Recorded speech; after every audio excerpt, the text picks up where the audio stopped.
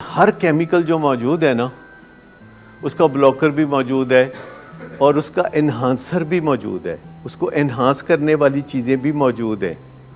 देखिए, डोपामीन जब कम होती है तो लोग सिगरेट क्यों पीते हैं? क्योंकि उससे डोपामीन ज़्यादा हो जाती है। तो अगर लोग चाय पीते हैं तो उससे डोपामीन ज़्यादा हो जाती है। अगर लोग किसी को मैसेज भेजते हैं और उस मैसेज का फिर जवाब आता है और फिर वो उसको मैसेज भेजते हैं और फिर उसका जवाब आता है तो डोपामीन ज़्यादा हो जाती है। There are so many activities कि जिससे डोपामीन ज़्यादा हो जाती है और यही हालत एंडोर्फिन्स की है। और यही अगर फ़र्ज़ करें आप सोशल वर्क करते हैं या लोगों की खिदमत करते हैं या माँ बाप के कंधे दबाते हैं तो आपका सेरोटोनिन लेवल ऊपर चला जाएगा।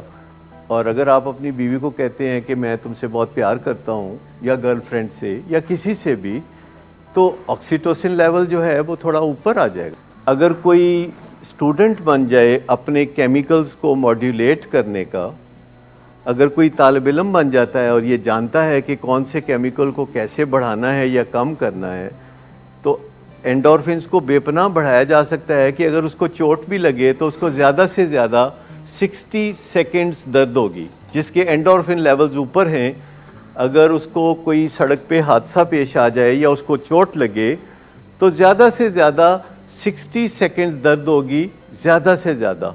उसके बाद उसके अंदर से इंजेक्शन लग जाएगा नारकोटिक्स का यानी एंडोर्फिन्स का, कि उसको ना सिर्फ दर्द ख़त्म हो जाएगी बल्कि वो प्लेयर फील करने लगेगा और वो ड्राउजी फील करने लगेगा एज इफ़ उसको सचमुच कोई नारकोटिक का टीका लगा हुआ है। लेकिन ये सीखने का काम है, ये सारा काम सीखने का है और स्टडी होने का काम है। और अगर इंसान ये काम करना शुरू कर दे तो 21वीं सदी में उनके इतने बुरे हालात कभी भी ना हो। क्योंकि हर सदी के बाद एडिक्शन के हालात क्यों बुरे होते जा रहे हैं? जो एडिक्शन के हालात 21वीं सदी में है, 20वीं सदी में इससे कम बुरे हालात थे। 19वीं सदी में तो ऐसा कोई रौला ही नहीं था और 18वीं सदी में तो कभी सुनने में भी नहीं आता होगा कि कोई एडिक्ट है या कोई नशा करता है। तो आखिर हर गुजरती हुई सदी या हर गुजरते हुए अब 10 साल कह लें कि हर गुजरते हुए 10 साल के बाद दुनिया में जो एडिक्शंस बढ़ रही हैं, तो इसकी वजह क्या है? इसकी वजह हमारा एक लाइफस्टाइल है जो कि फास्ट ट्रैक पे है। हमारा एक लाइफस्टाइल है कि जो इरेटिक ट्रैक पे है। एक तो है फास्ट ट्रैक, पर दूसरी बात यह है कि वो इरेटिक है, यानी ये ऐसी बात है कि आप बड़ी तेज़ी से किसी जानिब जा रहे हो और दूसरी बात कि जिस जानिब आप जा रहे हैं मंजिल आपकी उधर है ही नहीं। तो ये दो चीज़ें हैं जो कि इंसानों को मजबूर कर रही हैं कि उनके अंदर वो एम्प्टीनेस पैदा हो रही है और पावर हंगर पैदा हो रही है। उन्हें लगता है कि अगर मेरी गाड़ी हो 4000 सीसी तो क्या बात है। हालांकि किसी भी जगह सड़कों पे गाड़ियां जो चलाई जाती हैं शहरों में 50-60 किलोमीटर पर आवर से, और मोटरवे पे 125 किलोमीटर पर आवर से ज़्यादा आप चला नहीं सकते। लेकिन कभी आपने देखा है कि गाड़ियों में लिखा होता है 280 किलोमीटर पर आवर तक इंजन उसका जा सकता है। जब गाड़ी सड़क पे दुनिया में कहीं चलाने की इजाज़त ही नहीं है तो मुझे बताइए कि गाड़ी को फिर 280 किलोमीटर पर आवर की गुंजाइश क्यों दी गई है?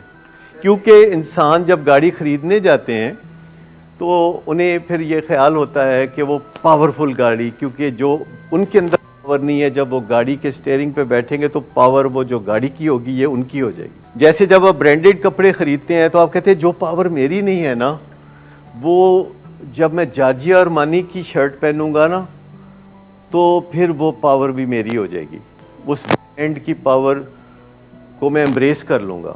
तो ये पावर हंग्रीनेस जो है, जो हम सब के अंदर होती है कहीं ना कहीं, हम कभी ना कभी शाहरुख के साथ अटैच होना चाहते हैं और उसकी पावर को महसूस करना चाहते हैं उसके फ़ैन बन के, और जब वो किसी एडवर्टाइजमेंट में आता है तो हम उसके साथ इजहार यकजहती करते हैं और जो प्रोडक्ट वो इंडोर्स करता है हम वो प्रोडक्ट ख़रीदते हैं।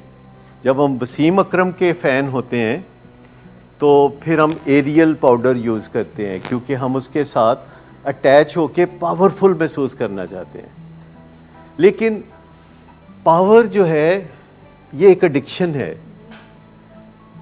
तो अगर हम एडिक्शन से निजात पाना चाहते हैं तो फिर आजिज़ी उसका रास्ता है, ह्यूमिलिटी उसका रास्ता है।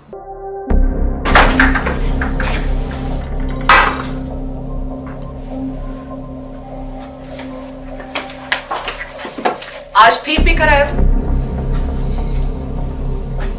नहीं तो इन बच्चों का ही ख्याल कर लो। बंद करो तुम अपनी बकवास।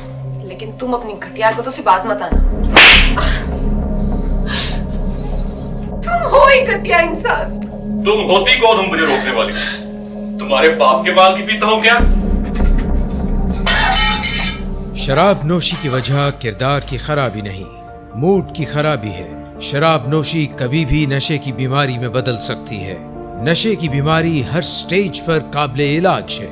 मदद हासिल कीजिए, क्योंकि वो ऐसा नहीं करेगा। विलिंग वेज से मदद हासिल कीजिए, कहीं से भी मदद हासिल कीजिए, लेकिन फौरी मदद हासिल कीजिए। जिस मुआवजे के इंतजार में आपने बहुत देर कर दी, अब वो दस्तक दे रहा है। मदद हासिल कीजिए, मदद हासिल कीजिए, मदद हासिल कीजिए।